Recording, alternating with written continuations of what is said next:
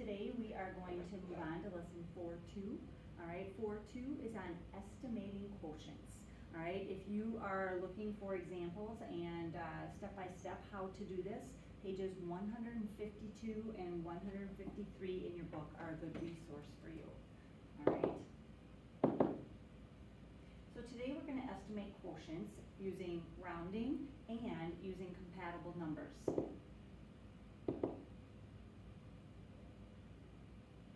All right, so when we're doing this, and there's more than one way to do this, all right, how I do it is I write the problem down, 145 divided by 2, all right, and then I say, does 2 go into 1? No. Does 2 go into 14? Yes. Does it go in there evenly? Yes. That's a math fact. All right, so we are going to leave, all right, the 14 of 14, and then any numbers that come after it are going to become zeros. All right, and so since we're rounding and we're estimating, our rounded problem is going to be 140 divided by 2. Well, I know that 2 goes into 14 7 times, that 0 gets brought up, and so our estimated answer would be 70. All right, they'll take us through this step by step here. All right. They also said 145 can be rounded to 140. We're still going to divide it by 2, and we will get 70 for our answer when we divide mentally. All right, so we're going to do the same thing here. I've got 215, all right, and I'm dividing that by 3. Does 3 go into 2?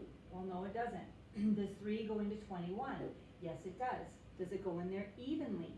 Actually, it does. It's a math fact. 3 goes into 21. I'm going to leave that at 21, and then the number that comes after it becomes a 0. So now my estimated problem is 210 divided by 3.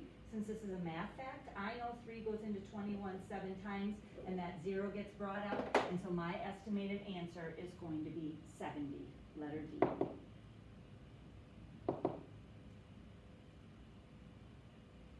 Sometimes we talk about compatible numbers, numbers that work well together.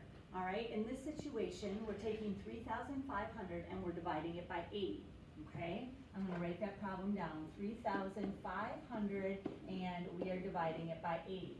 All right, now I'm going to look at the 8 on here and I'm going to say to myself, but 8 doesn't go into 3, but it does go into 35, but it doesn't go in there evenly. Is there something that we could change this to that does go, that's close, that does go into it? All right, and I know 7 goes into 35, and so I am going to change that to divide instead by 70. It's off a little bit here.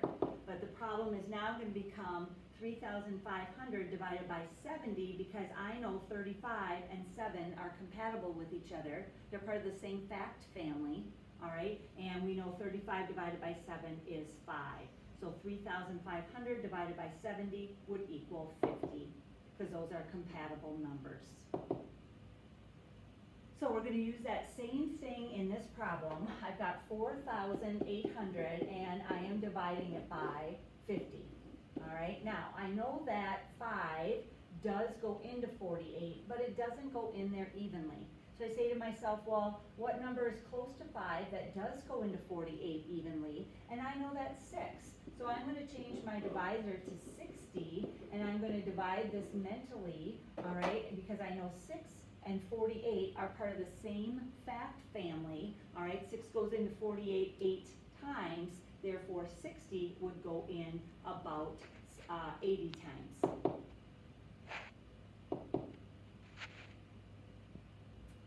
All right, so we can use rounding and compatible numbers, and that's what we're going to do in this situation.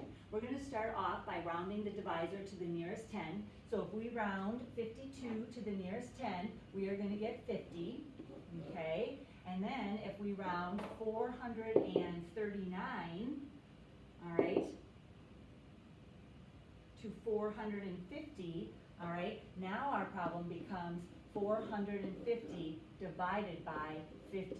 Well, I know 5 goes in there 9 times. I can cross this 0 off and this 0 off, all right, and so our final answer would be 9.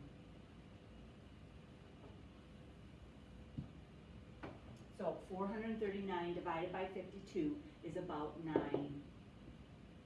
So we can use that same situation here. All right, I'm going to start with our divisor.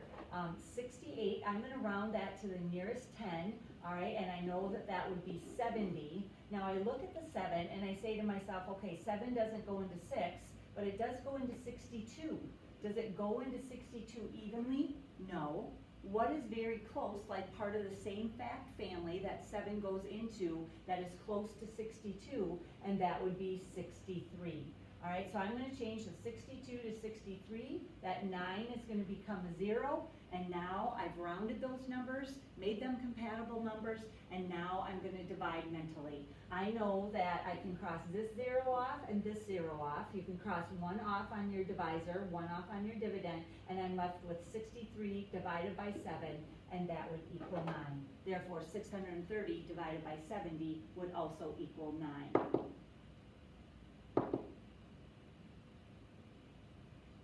All right, so we can also do these in real world examples. 5 students share 18 small pieces of veggie pizza equally. About how many pieces does each student get? Well, there's really 2 different ways to do this. All right, the first way that you could do this is you could use compatible numbers. All right, so instead of doing 18 divided by 5, we know that 6 goes into 18. They are part of the same fact family. So we could divide that out and change the 5, the divisor, to 6. And then we could divide that out. Each student would get about 3 pieces. All right? Another way to do that is to use compatible numbers. We know that 20 and 5 are compatible numbers. So we could round 18 to 20, and then we could still divide that by 5, and then the answer would be 4. All right, so putting them in the same fact families, making them so we can divide them easily. All right, so each student would either get 3 pieces or 4 pieces, depending on which way we solve the problem. All right, so let's use that same situation to apply it to this problem. 4 friends share 18 pieces of candy equally. All right, about how many pieces does each student get? All right, so one way is I could change the 18 to 20, all right, and then I could leave that 4, and then I would divide 20 divided by 4 would be 5. Another would be to say what is close to 18 that 4 goes into evenly, and I know that 4 goes into 16 evenly. And so I could take 16 and divide it by 4, and that would give me an answer of 4. So depending on which way I solve it, I'm either going to get the answer that each student would get about 4 or 5 pieces of candy. Letter B there. All right, so estimating quotients. All right, and the reason we want to do this is, let's say you're at the store and you need to do some math. Maybe you can do some estimating to be able to solve those problems mentally in your mind. So it's a good skill to have, and it's very helpful to know your math facts to be able to do that. Thanks.